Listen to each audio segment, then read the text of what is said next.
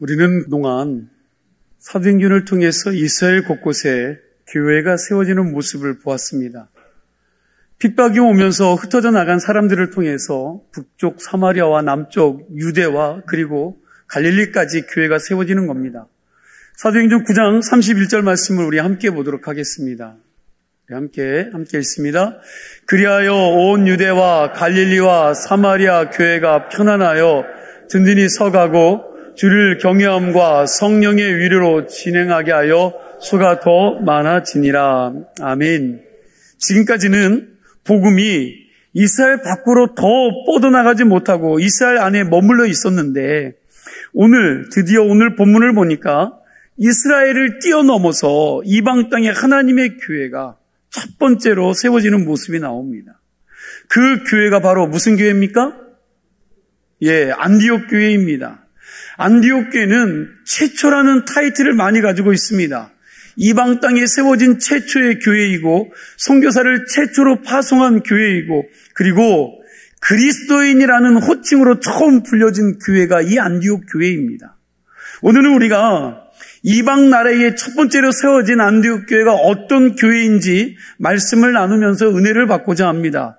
저는 이 말씀을 준비하면서 우리 주문진 감리교회가 이런 교회가 되었으면 좋겠다라는 생각을 가졌습니다. 저와 여러분이 오늘 이 말씀을 들으면서 함께 같은 소망을 품을 수 있는 은혜가 있기를 간절히 축원합니다. 사도행전을 보면 안디옥이라는 도시가요 두 군데 나옵니다. 하나는 비시디아 안디옥, 또 하나는 스리아 안디옥입니다. 스리아 안디옥에는 예루살렘에서부터 480km에서 500km 정도 떨어진 도시로 지금 튀르키예의 안타키아라는 이름의 도시입니다. 2년 전 2023년 2월에 튀르키예 동남부 지역에 큰 지진이 있었을 때 가장 피해를 입은 지역이 바로 이 스리아 안디옥입니다. 여러분 4만 명 이상이요 죽고 이재민이 1,300명이 이상이 나왔습니다. 이 지진으로 인해서 도시 자체가 가라앉고 건물이 다 붕괴된 모습을 여러분들도 TV 보도를 통해서 보았을 겁니다. 거기가 바로 스리아 안디옥입니다. 지진이 얼마나 크게 났으면 안디옥이라는 도시 자체가 지도에서 없어졌더라고. 여러분 없어졌더라고 말하는 사람도 있습니다. 1세기에 로마가 세계를 지배하면서 로마 정부가 확장성 있게 집중적으로 키운 도시가 세 곳이 있었습니다. 이 세 도시가 3대 국제도시였습니다. 하나는 로마 제국의 수도인 로마입니다. 그 당시 로마가 제일 거대한 도시였습니다. 두 번째 도시는 아프리카에 위치한 알렉산드리아라는 도시입니다. 이 알렉산드리아는 당대 여러분 세계 3대 대학 도시 중에 하나로 학자들을 많이 배출해낸 곳입니다. 그리고 세 번째 도시가 어디일까요? 소아시아에 위치한 스리아 안디옥입니다. 스리아 안디옥도 로마 제국이 집중적으로 키운 도시답게 굉장히 큰 도시였습니다. 이 도시가 얼마나 큰 도시였느냐? 그 당시 인구가 작게는 25만, 크게는 60만 정도가 살았다라고 이야기해요. 학자들마다 견해가 좀 다른데 여러분 1세기에 2000년 전 여러분 한 도시에 인구가 25만 이상이 살았다는 것은요 엄청난 거예요. 미국의 수도가 필라델피아에서 워싱턴으로 옮겨졌을 때에 여러분 그때의 인구가 약 10만 명 정도밖에 안 되었다고 합니다. 이것만 보아도 안디옥이라는 도시가 얼마나 큰 도시였는지를 우리가 알 수 있습니다. 이 큰 도시에 다양한 문화를 가진 인종들이 모여 살았습니다. 우상들도 많이 있었던 도시입니다. 그 도시에 유대인들이 많이 살고 있었던 겁니다. 그러면 왜 유대인들이 이 도시에 많이 들어가서 살고 있었을까요? 여러분 왜? 예전에도 말씀을 드렸습니다. 예전에도 말씀드렸듯이 이스라엘이라는 나라는 3대륙, 아시아, 아프리카, 유럽이 만나는 접전에 위치했다 보니 여러분 이 지역에 이 이스라엘이요 전쟁의 통로가 됐습니다. 아시아나 아프리카나 유럽에 여러분 강대국들이 일어나서 다른 대륙을 점령해 가려면 어디를 거쳐야 돼요? 반드시 이스라엘을 거쳐서 갈 수밖에 없습니다. 아시아 쪽에서 바벨론이나 아수르나 페르시아 같은 강대국이 일어나면 이스라엘을 거쳐야만 유럽과 북아프리카 쪽으로 진격해 나갈 수 있었습니다. 그래서 아시아 쪽의 강대국 바벨론이나 아수르가 쳐들어오면 살기 위해서 여러분 이스라엘 백성들이 어디로 도망가요? 유럽이나 아프리카로 피해 도망갑니다. 그리고 유럽의 헬라 제국이나 로마 제국이 여러분 힘이 강해져서 세력을 확장하기 위해서 이스라엘을 거쳐서 어디로 갑니까? 북아프리카와 아시아 쪽으로 쳐들어갑니다.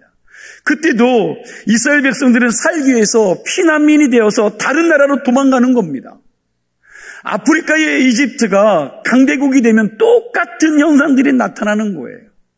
나라가 3대륙 중간에 있다 보니 이 나라에 치이고 저 나라에 치이고 동네 북입니다. 그래서 고래 싸움에 뭐가 터져요? 새우등이 터지는 아픈 역사를 가지고 있었던 나라가 이스라엘이었습니다. 빈번한 전쟁으로 인해 나라 정세가 늘 불안하니 백성들이 살기 위해서 다른 나라로 피신해 간 겁니다. 그러다 보니 자국 본토에 사는 사람들보다 여러분 해외에 나가는 사람들이 더 많은 거죠. 그 사람들이 디아스포라, 흩어진 유대인인 것입니다. 이렇게 전쟁으로 인해 나라가 바깥으로 나간 사람들이 여러분 큰 도시 스리아 안디옥에 들어가 정착해 산 겁니다. 그러니까 이미 안디옥에 헬라파 유대인 디아스포라들이 많이 거주하고 있었고 그 도시에 예수를 그리스도로 믿는 초대 교인들이 들어간 겁니다. 우리 19절 말씀을 함께 읽겠습니다. 19절 말씀 함께 읽습니다. 그때에 세반의 일로 일어난 환란으로 말미암아 흩어진 자들이 베니게와 구브로와 안디옥까지 이르러 유대인에게만 말씀을 전하는데 아멘. 여러분 스데반이 순교하고 난 다음에 박해로 인해 예루살렘 교회에 흩어진 사람들이 어디로 갔어요? 베니게와 구브로와 또요. 안디옥까지 갔다고 성경은 말씀합니다. 여기 보니까 맨 처음 간 곳이 베니게인데 베니게는 해안지대로 예수님이 많이 가셨던 두로와 시돈 지역입니다. 두로에서 예수님이 이방 헬라 수로보니게 여인의 딸에 귀신 들렸을 때 그걸 어떻게 했어요? 고쳐주셨고 시돈에서는 에바다 하시면서 귀먹은 사람의 귀를 열어주셨습니다. 거기가 어디라고요? 베니게입니다. 두 번째 나오는 지역이 구브로인데 구브로는 여러분 지금의 사이프러스 섬입니다. 구브로는 베니게 앞에 있는 큰 섬이에요. 여러분 구브로 어디서 많이 들어보셨죠? 구브로는 조금 있다가 얘기할 바나바의 고향입니다. 바나바는 구브로 출신이에요. 그 섬까지도 간 겁니다. 그리고 나오는 도시가 어디입니까? 스리아? 안디옥인데 안디옥은 베니게에서 위쪽으로 쭉 올라가면 있는 도시입니다. 그러니까 예루살렘 교회에 핍박이 있었을 때 흩어진 사람들이 베니아, 구브로 그리고 어디까지요? 안디옥까지 간 겁니다. 안디옥에 올라간 초대교인들이 처음에는 거기 살고 있었던 유대인들에게만 복음을 전한 거예요. 19절 하반절을 보니까 유대인에게만 말씀을 전하니 그랬는데 이 사람들은 디아스포라 유대인들입니다. 이 사람들에게만 뭐 했다고요? 복음을 전했다는 겁니다. 그런데 그때 헬라 이방인에게도 복음을 전한 사람들이 있었습니다. 우리 20절 말씀, 본문 20절 말씀 함께 있습니다. 그 중에 구브로와 구레네 몇 사람이 안디옥에 이르러 헬라인에게도 말하여 예수를 전파하니. 아멘. 여기 보니까 그 시대에 파격적으로 헬라인들에게 복음을 전한 이들이 있었다는 겁니다. 제가 왜 헬라인에게 복음 전한 게 파격적이었을까? 그동안 우리가 계속해서 살피었듯이 유대인들은 편견을 가지고 있었기에 이방인들에게 복음을 전하는 것을요 상상도 못했습니다. 그런데 그들 중에서 어떤 이방 이 헬라인들에게 복음을 전한 거예요. 이렇게 헬라인에게 복음을 전한 사람이 누구냐 하면 예루살렘 수도권 출신이 아니라 저 변두리 섬 출신, 즉 구브로와 구레네 출신의 몇 사람입니다. 이 사람들은요, 그 시대에 공통 용어였던 여러분 헬라어를 할 줄 아는 사람들로 안디옥에 있는 헬라인에게도 예수 그리스도의 복음을 전한 것입니다. 그래서 안디옥에 있었던 디아스포라 유대인들과 그리고 헬라인들까지 예수 믿으면 죄 사함 받는다고 하는 이 구원의 복음을 그들이 받아들인 겁니다. 21절 말씀을 보니까 주의 손이 그들과 함께 하심에 수많은 사람들이 믿고 누구에게 돌아왔어요? 예, 주께 돌아왔더라 그랬습니다. 이렇게 해서 수리아 안디옥의 교회가 세워진 겁니다. 안디옥 교회는 예루살렘 교회에서 핍박이 있어서 흩어져 나온 초대교회 교인들이 복음 전해서 여러분 이 이방 땅에 최초로 세워진 교회가 이 안디옥 교회입니다.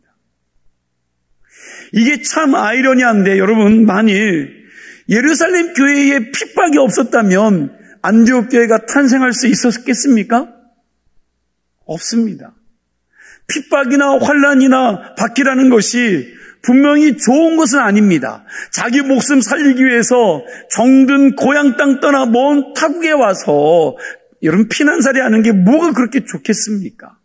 이들 마음에 왜 이런 생각을 안 들었겠습니까? 야, 이게 뭔 고생이냐. 우리가 예수만 안 믿었어도 그냥 예루살렘에서 편하게 살 수 있었을 텐데 하는 생각을 했을 수도 있습니다. 그러나 이 사람들은 그렇게 낙심하고 좌절하고만 있지 않고 안디옥에서도 주님의 명하신 말씀, 땅끝까지 이르러 내 증인이 되라는 그 말씀을 붙잡고 복음을 전했습니다. 그리고 복음의 증거자의 삶을 살았던 것입니다. 무슨 얘기입니까? 핍박을 통해서 최초로 이 이방 땅의 교회가 세워졌다라는 거예요. 핍박이라는 것이, 고난이라는 것이 하나님의 구원 역사를 시작하기 위한 하나님의 계획이었다는 것입니다. 그래서 크리스찬들에게 있어서 고난은 위장된 하나님의 축복이라고 영성 신학자들은 말을 합니다. 속 알매기는 축복인데 여러분 그러나 껍데기 포장지는 핍박과 고난으로 위생했다는 거예요. 우리가 고난과 핍박당하는 것을 좋아하지 않지만 그러나 그 가운데에서 견디고 부딪히면서 고난의 껍데기를 하나하나 벗겨내면 그 속에 뭐가 있어요? 여러분 축복이라는 알맹이를 감격 가운데 얻게 된다는 것입니다.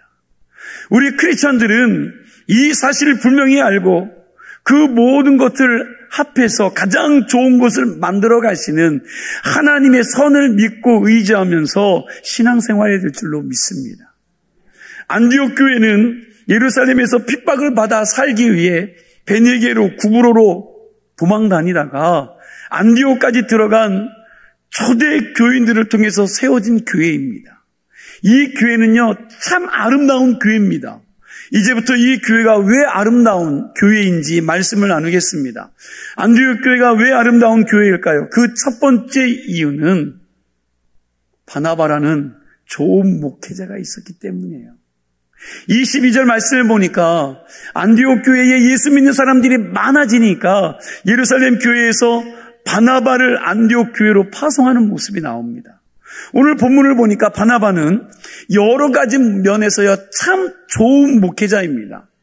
먼저 바나바는 하나님의 은혜가 있는 사람이요. 하나님의 은혜.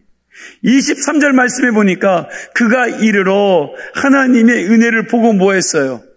예, 기뻐하여. 바나바는 하나님의 은혜가 임하는 것을 보고 기뻐한 사람입니다. 목사는 교인들이 설교를 듣고 목사님 오늘 설교 너무 좋았습니다. 참 은혜가 됐습니다. 깨달은 게 많습니다. 그러면 기분이 좋을까요? 안 좋을까요? 네, 좋아요. 저도 사람이니까. 그러나 여러분, 목사가 이것보다 하나님이 나와 함께 하시는 은혜로 인해서 기뻐해야 될 줄로 믿습니다. 여러분, 그런 말보다 하나님의 은혜죠. 하나님의 은혜가 내게 임함으로 말미암아 그 은혜로 하나님의 일들을 감당하는 것을 기뻐해야 된다는 거예요. 하나님이 나를 통해서 일하시고 나를 통해서 역사하시는 그 모습을 보고 기뻐해야 합니다.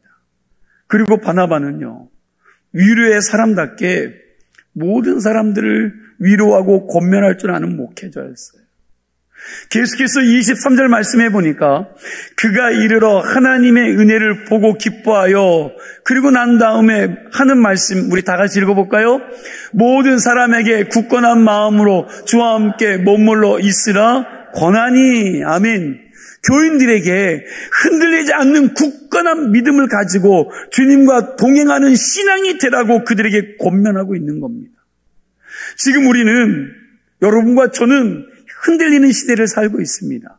나라가 양극으로 갈라져 네가 옳으니 내가 옳으니 하면서 다투는데, 이 상황에서 방향을 못 잡고 이리저리 흔들리는 사람들이 많이 있습니다. 서로 다른 이데올로기로 인해서 사람들이 눈앞에 보이는 현상만 보고 혼란해하는데, 이런 시기에 우리가 하나님 말씀 붙잡고 믿음으로 주님과 동행하는 신앙이 되어야지 내 감정대로 세상 분위기대로 좌로 우로 치우치지 않고 살아갈 수 있는 자들이 되기를 간절히 소망합니다. 그리고 바나바는요, 착한 목회자예요. 착한 목회자. 24절 보니까 바나바는 착한 사람이요. 성경을 보면요, 하나님이 똑똑하고 유능한 종을 칭찬하지 않으셨어요. 여러분 말씀 보세요. 똑똑하고 여러분 잘 나가고 유능한 종에 대해서 칭찬하지 않습니다. 하나님은 착하고 충성된 종을 칭찬 안 했어요. 이 말씀을 묵상하다가 이런 생각이 들었어요. 그럼 나는 착한 목사인가? 나는 착한 종인가? 왜 웃으세요? 그래서 제가 아내에게 물었습니다. 여보, 당신 보기에는 내가 착한 목사 같아? 내가 착한 사람 같아? 여러분, 집사람이 한참을 생각하더라고요. 마음이 참 무거웠습니다. 그런데 하는 말이 당신이 순둥순둥하지는 않지만 그래도 당신 정도면 착한 목사인 것 같아 라고 대답해 주었습니다. 이유를 물었어요. 왜? 당신 왜 그렇게 생각해? 그랬더니요, 목회하면서 딴 데 한눈 팔지 않잖아. 사람에 의해서 좌우되지 않고 오로지 하나님이 원하시는 것에 집중하고 계속 그 길을 걸으며 사명 감당하고 있는 게 목사로서 가장 착한 것 아닐까? 라고 대답해 주는데 제가 좀 위로를 받았습니다. 뭐 여러분들은 그렇게 생각하든 않든, 같이 사는 사람이 그렇게 이야기하니까, 여러분 그렇게 생각하니까 참 감사한 거죠. 그러나 그래도 제가 잘 저를 모르겠습니다. 여러분, 어쨌든 바나바는 착한 사람인데다가 성령과 믿음도 충만했습니다. 24절 말씀해 보니까 바나바는 성령과 믿음이 충만한 사람이라 이에 큰 무리가 죽게 더하더라. 여러분, 바나바는요, 인품도 좋고 영성도 좋은 사람이었습니다. 이렇게 성품 좋고 영성도 있는 부드러운 사람이, 여러분, 이방인도 품고 유대인도 품고 까칠한 사람까지도 다 품는 목회를 하다 보니까 여러분, 큰 무리가 죽게 돌아왔다라고 성경은 말하고 있어요. 조금 더 솔직히 말하면 부흥된 거죠. 여러분, 부흥했다는 거예요. 안디옥 교회가 부흥되면서 바나바의 또 다른 좋은 성품이 나옵니다. 바나바는요, 교인들이 많이 늘어나니까 자기 혼자 영광 받지 않았어요. 야, 교회 부흥, 내가 이렇게 하니까 됐네. 그러면서 자기가 영광받고 자기가 높임받고 모든 것들을 자기 홀로 다 받은 것이 아니라, 여러분, 부흥하니까 나 혼자서는 안 되겠다, 그렇게 생각하면서 동역할 사람을 세웁니다. 25절 26절 말씀에 보면 바나바가 다수에 있는 사울을 찾아가 안디옥 교회에 데려와서 같이 사역을 합니다. 아무도 불러주지 않는 사울을 5가지 찾아가서 데리고 와 안디옥 교회에 사역제로 세우는 거예요. 생각해 보세요. 여러분, 많은 분들이 교회가 부흥하면 여러분 사역자를 세워야 함에도 불구하고 세우지 않는 교회들이 있습니다. 왜요? 자기의 영광을 위해서. 여러분, 거룩하게 교회가 부흥하면 그것에 맞는 사람들을 세워서 함께 동역하고 일을 해야 되는데, 여러분, 그렇지 않은 교회들이 있고 그렇게 하지 못하게 하는 성도들이 있어요. 그런데 오늘 보니까 여러분, 이 바나바는 사람을 세울 줄 아는 사람이었습니다. 여러분, 제가 여러분들에게 질문 한번 해볼게요. 엘리트와 리더의 차이가 뭘까요? 엘리트. 여러분, 엘리트 그리고 리더, 이 차이가 뭡니까? 예, 제가 잘 못 알아듣는데, 엘리트는, 잘 들으세요. 엘리트는 자신의 성공의 길로 이끌 줄 아는 탁월한 사람이에요. 다시요. 엘리트는요, 자신밖에 몰라. 자신을 성공으로 이끌 줄 아는 여러분 탁월한 사람입니다. 그러나 리더는 자신을 비롯한 다른 사람을 성공으로 이끄는 여러분 사람이에요. 다시 말하면 나도 성공하고 누구도 성공해요. 예, 옆에 있는 사람들도 함께 성공으로 이끄는데 탁월한 사람이 리더예요. 지금 우리나라가 지도자들을 보면 엘리트는 고사하고, 죄송합니다만 일반인들의 도덕성도 안 되는 사람들, 여러분 기준 미달인 사람들이 너무 많습니다. 상식도 안 통하는 거짓말하는 사람들이 지도자가 되다 보니까 여러분 나라가 이렇게 혼란해진 거 아닙니까?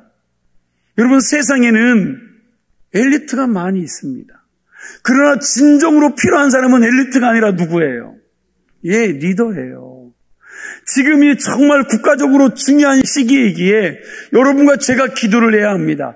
정직한 사람이 지도자가 되게 해달라고 기도해야 될 줄로 믿습니다.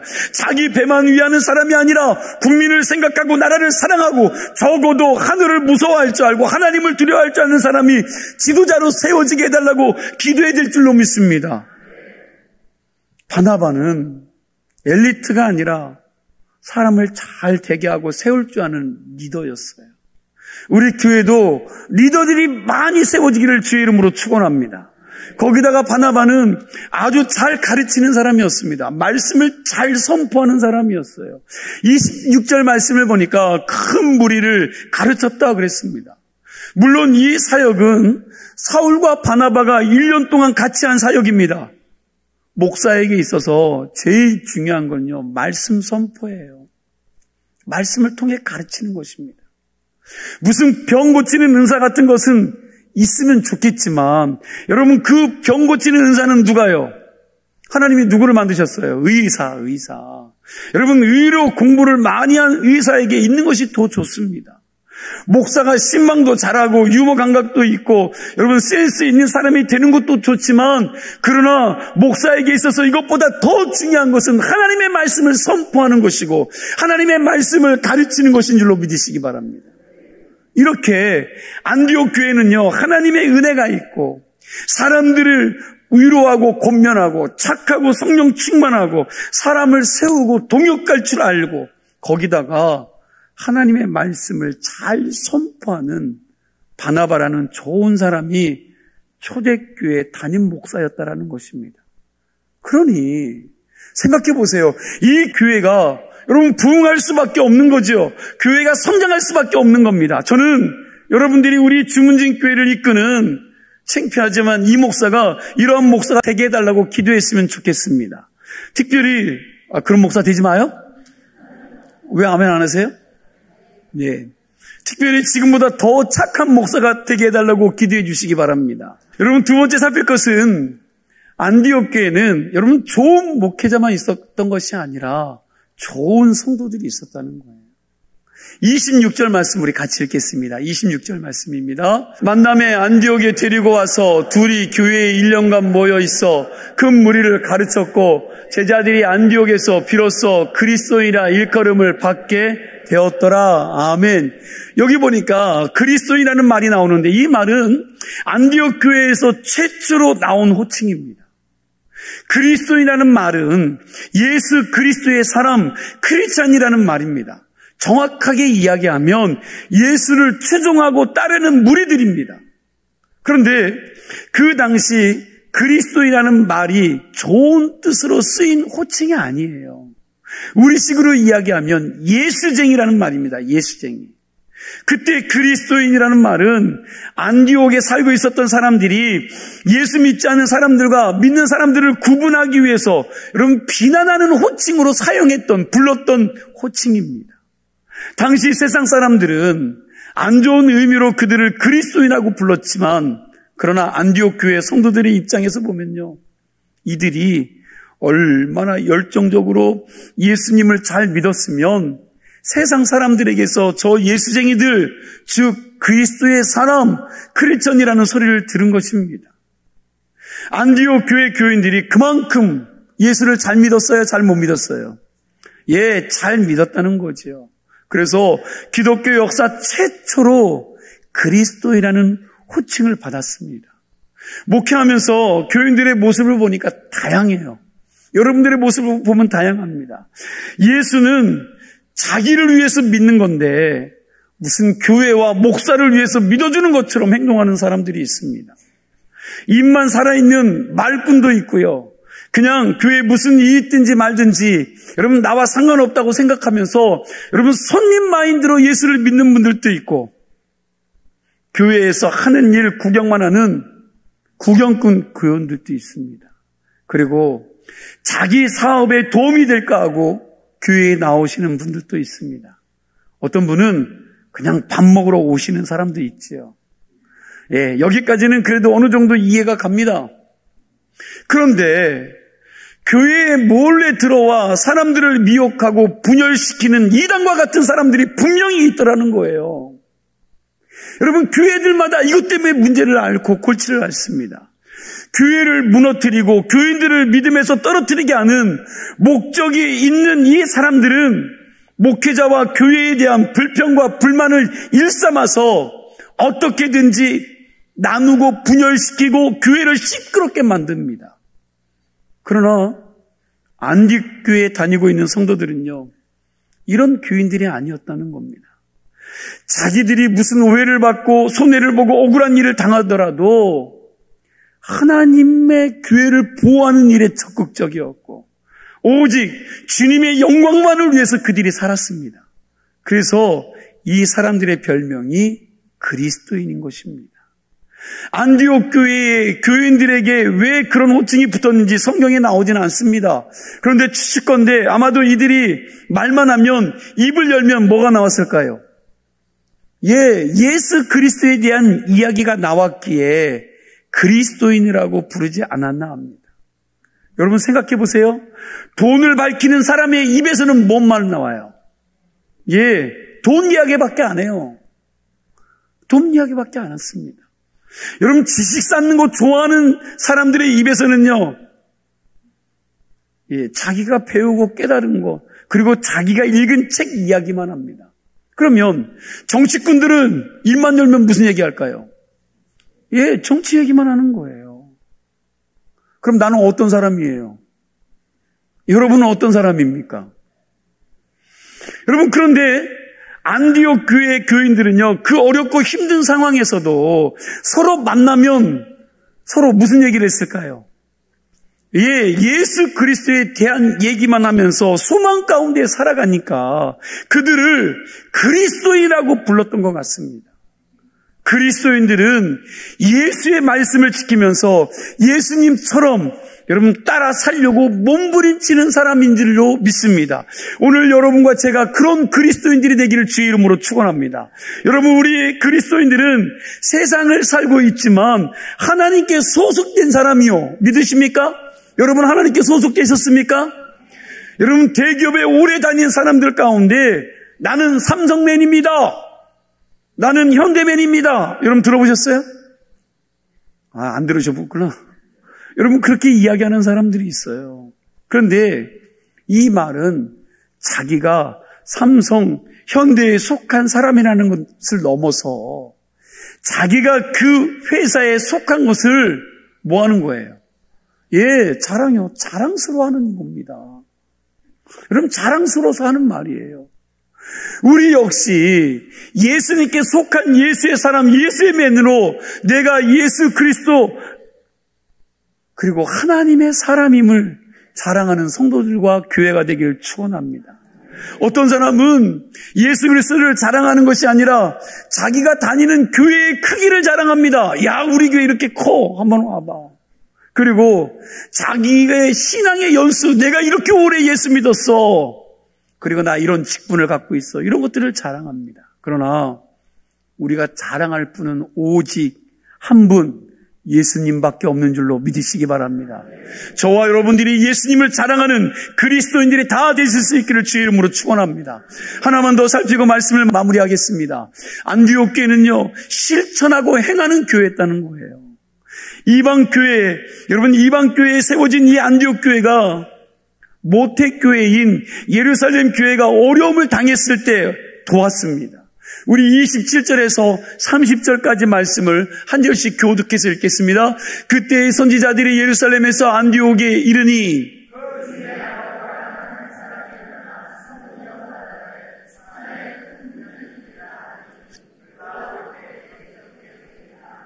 제자들이 각각 그 힘대로 유대에 사는 형제들에게 부조를 보내기로 작정하고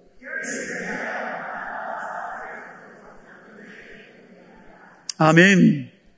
예루살렘 교회에서 안디옥 교회로 선지자들이 왔는데 여러분 그 중에 아가보라는 사람이 로마 황제 글라우디오 때 온 천하에 뭐가 된대요? 예, 팔레스타인 전 지역에 큰 흉년이 올 거라고 예언을 한 겁니다. 그 예언대로 글라우디오 황제 때요 극심한 흉년이 들어서 예루살렘 주변과 인근에 여러분 교회들이 어려움을 겪게 되는 겁니다. 그 소문이 예루살렘에서 480km나 떨어진 어디 교회에 안디옥 교회까지 들려온 거예요. 그때 안디옥 교회 교인들이요 재난당한 유대 크리스찬들에게 구제 헌금을 하기로 작정했습니다. 그리고 각각 자기 힘이 되는 대로 최선을 다해서 헌금을 했습니다. 이 지점에서 우리가 생각해 볼 게 있습니다. 여러분, 안디옥 교회가 그렇게 구제헌금을 했는데 이 구제헌금을 받는 대상이 누굽니까? 안디옥 교인들과 같은 동족이 아니라 유대인들입니다. 그 당시 이방인들 또한 유대인들을 그렇게 좋게 보지 않았습니다. 왜요? 자기만 우월하다고 자기들만 특별한 민족이라고 거들먹거리며 다른 민족들을 사람 취급하지 않았던 이 유대인들, 여러분 이방인들도 이 유대인들을 좋아했겠습니까? 좋아할 수가 없어요.